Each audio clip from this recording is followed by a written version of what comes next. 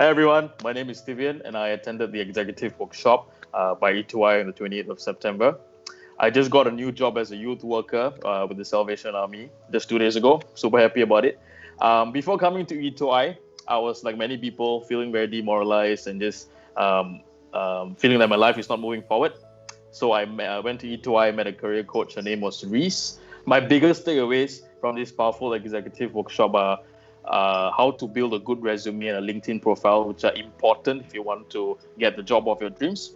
I would also encourage all of our fellow job seekers to attend this executive workshop by E2I because it does propels you forward in finding a job and to not give up. I would like to leave you with these last few words to encourage you on a journey is to never give up and do something that fuels your passion and just keep on moving forward.